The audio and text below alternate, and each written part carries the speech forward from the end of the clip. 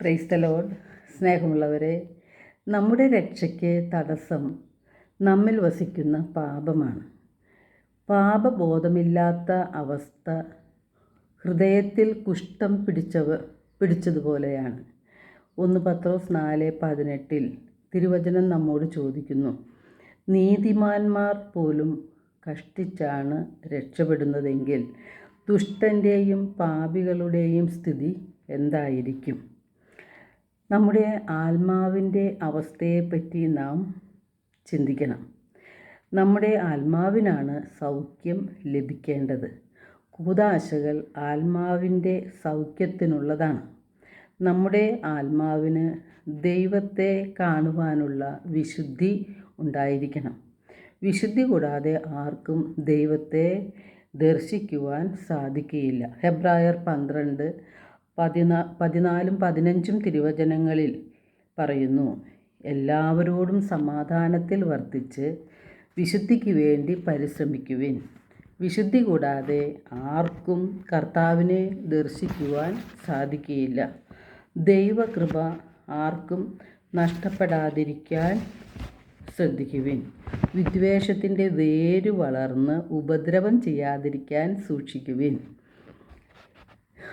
വിദ്വേഷം മൂലം പലരും അശുദ്ധരായി തീരുന്നു.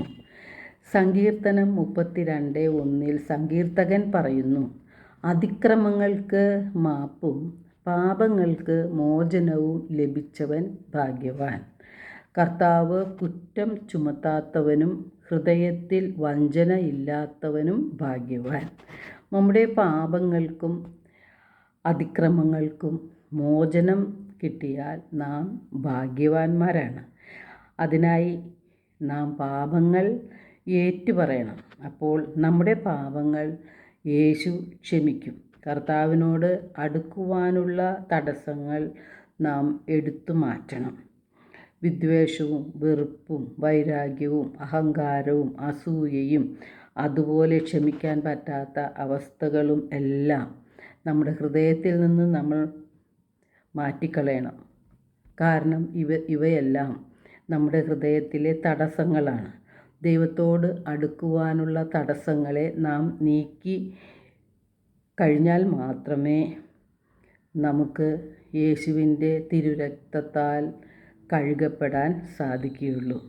നമ്മുടെ പാപങ്ങൾ ഏറ്റുപറയുമ്പോൾ യേശുവിൻ്റെ തിരുരക്തത്താൽ കഴുകി ഹൃദയത്തെ വിശുദ്ധീകരിക്കുന്നു മാത്രമല്ല, പരിശുദ്ധാത്മാവാകുന്ന ജീവജലം നമ്മുടെ ഹൃദയങ്ങളിലേക്ക് യേശുനാഥൻ ഒഴുക്കും.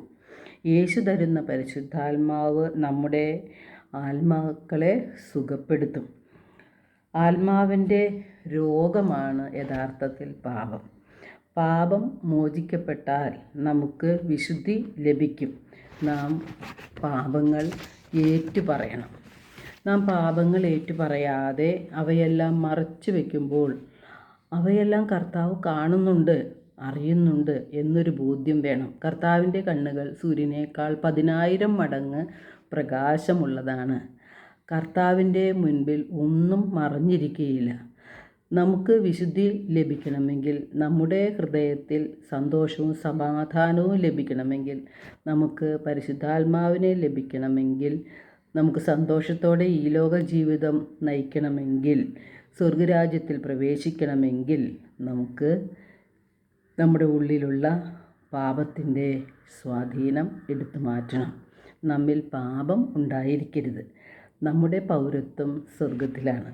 വിശുദ്ധ യോഹന്നാൻ്റെ സുവിശേഷം 14-ാം അധ്യായം 1 മുതലുള്ള തിരുവചനങ്ങളിൽ യേശുവിൻ്റെ രണ്ടാമത്തെ ആഗമനത്തെക്കുറിച്ച് സൂചിപ്പിക്കുന്നുണ്ട്. യേശു വരുന്നത് നമ്മെയും കൂട്ടിക്കൊണ്ട് പോകുവാനാണ്. പിതാവിലേക്കുള്ള വഴി യേശുനാഥനാണ്. യോഹന്നാൻ 14:1 മുതൽ 4 വരെയുള്ള തിരുവചനങ്ങളിൽ യേശു പറയുന്നുണ്ട്, നിങ്ങളുടെ ഹൃദയം അസ്വസ്ഥമാകേണ്ട, ദൈവത്തിൽ വിശ്വസിക്കുവിൻ, എന്നിലും വിശ്വസിക്കുവിൻ. എൻ്റെ പിതാവിൻ്റെ ഭവനത്തിൽ അനേകം വാസസ്ഥലങ്ങളുണ്ട്. ഇല്ലായിരുന്നെങ്കിൽ നിങ്ങൾക്ക് സ്ഥലമൊരുക്കാൻ പോകുന്നു എന്ന് ഞാൻ പറയുമായിരുന്നു. ഞാൻ പോയി നിങ്ങൾക്ക് സ്ഥലമൊരുക്കി കഴിയുമ്പോൾ ഞാൻ ആയിരിക്കുന്നിടത്ത് നിങ്ങളും ആയിരിക്കേണ്ടതിന് ഞാൻ വീണ്ടും വന്ന് നിങ്ങളെയും കൂട്ടിക്കൊണ്ട് പോകും.